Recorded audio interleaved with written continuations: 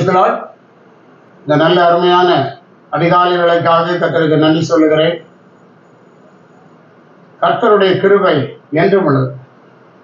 இஸ்ரவேல் ஜனங்களுக்கு ஒவ்வொரு நாளும் அதிகாலையில பெய்கிற பனியோடு கூட ஆண்டவர் மன்னாவை கொடுத்தார். இந்த நாளுக்குரிய தேவைகளை எல்லாம் பூர்த்தி செய்தார். இன்றைக்கு புதிய ஏற்பாட்டு காலத்தில் வாழ்கிற தேவ பிள்ளைகளாகிய நமக்கு ஒவ்வொரு அதிகாலையில் புதிய புதிய கிருபைகளை தருகிறார். அவருடைய அன்பு விலையேற பெற்றதாக காணப்படுகிறது. இந்த காலை வேளையிலே நம்முடைய தியானத்துக்காக ஏசாயா தீர்க்கதரிசியின் புத்தகம் 38வது அதிகாரம் 20வது வசனம்.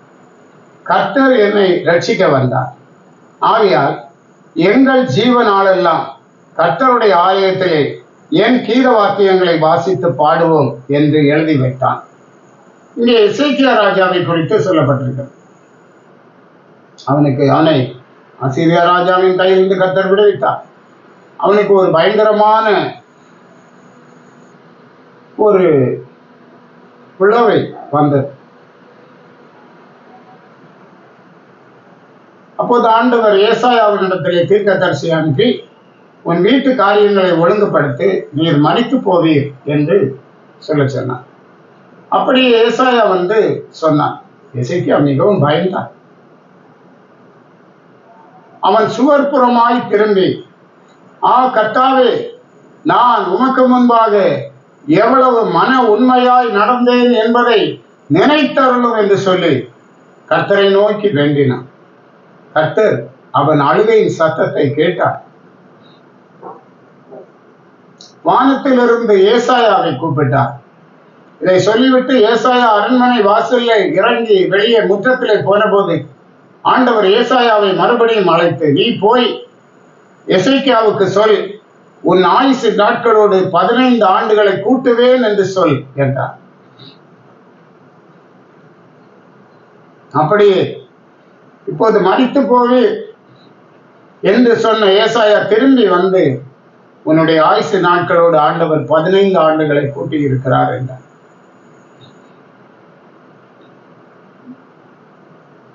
அப்படி சுகம் பெற்ற எசேக்கியா ஏசாயா 38:15வது வசனத்திலே சொல்லுகிறார், என் ஆயுசின் வருஷங்களில் எல்லாம் என் ஆத்துமாவின் கசப்பை நினைத்து நடந்து கொள்வேன். என் ஆயுசின் வருஷங்களில் எல்லாம் என் ஆத்துமாவின் கசப்பை நினைத்து நடந்து கொள்வேன். கர்த்தர் என்னை ரட்சிக்க வந்தார் என்று சொல்லுகிறார். கர்த்தர் என் ஜெபத்தை கேட்டார். கர்த்தர் என்னை ரட்சிக்க வந்தார். ஆகையால் எங்கள் ஜீவனாள் எல்லாம் கர்த்தருடைய ஆலயத்தில் என் கீத வாத்தியங்களை வாசித்து பாடுவோம் என்று எழுதி வைத்தார். எங்கள் ஜீவ நாட்கள் எல்லாம் கர்த்தருடைய ஆலயத்தில் என் கீத வாத்தியங்களை வாசித்து பாடுவோம். கர்த்தரை பாடுகிறோம், ஆண்டவரை கீத வாத்தியங்கள் வாசித்து பாடுகிறது இன்னும் மேன்மையானது என்று பார்க்கிறோம். சங்கீதம் 33:2வது வசனம் சொல்லுகிறது, சுரமண்டலத்தினால் கர்த்தரை துதித்து 10 நரம்பு வீணையினாலும் அவரை கீர்த்தனம் பண்ணுங்க. சுரமண்டலத்தால் கர்த்தரை துதித்து 10 நரம்பு வீணையினாலும் கர்த்தரை கீர்த்தனம் பண்ணுங்கள் என்று சொல்லி ஆண்ட வாத்தியங்கள் வாசித்து ஆண்டவரை ஆராதிக்கிறது, ஆண்டவரை துதித்து பாடுகிறது எவ்வளவு சந்தோஷமான காரியம். ஏனென்றால் பாபிலோனியர் யூதர்களை சிறைப்பிடித்து இஸ்ரவேலரை பாபிலோனுக்கு கொண்டு போய் பாபிலோன் ஆறுகள் அருகே அங்கே உட்கார வைத்திருக்கிறார்கள். அதை நாம் சங்கீத புத்தகத்தில் வாசிக்கிறோம். 137வது சங்கீதத்தில் முதல் 5 வசனங்கள்ல நாம் அதை வாசிக்கிறோம். பாபிலோன் ஆறுகள் அருகே நாங்கள் உட்கார்ந்து அங்கே சீயோனை நினைத்து அழுதோம் என்று சொல்லுகிறார்கள். எங்களை கொண்டு பாபிலோன் ஆறுகள் அருகே உட்கார வைத்தார்கள். அங்கே நாங்கள் சீயோனை நினைத்து அழுதோம். அதன் நடுவில் இருக்கும் அலறி செடிகளின் மேல் எங்கள் கிண்ணறங்களை தூக்கி வைத்தோம். தங்களுடைய கீத வாத்தியங்களை, தங்களுடைய கிண்ணறங்களை அந்த ஆற்றின் அருகே இருந்த அலறி செடிகளிலே அப்படியே தூக்கி வைத்தார்கள்.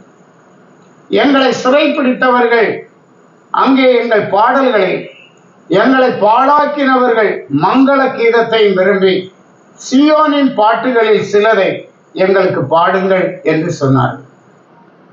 சீயோனின் பாட்டுகளில் சிலதை எங்களுக்கு பாடுங்கள். எப்போது பாடல் வரும்? மனமகிழ்ச்சி இருக்கும்போதுதான் பாடல் வரும் என்று பார்க்கிறோம். மனமகிழ்ச்சியாய் இருக்கிறவனுக்கு தான் பாடல் என்று பார்க்கிறோம். ஆனால் இங்கே இவருடைய வாழ்க்கை பாழடிக்கப்பட்டது.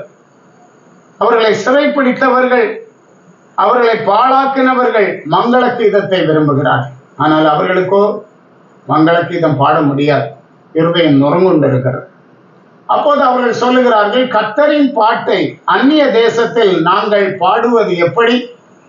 எருசலேமே, நான் உன்னை மறந்தால் என் வலது கை தன் தொழிலை மறப்பதாக என்று சொல்லுகிறார். அன்பான தேவ பிள்ளைகளே, எருசலேமை மறக்க கூடாது, தேவ சமூகத்தை மறக்க கூடாது, தேவ சபையை மறக்க கூடாது.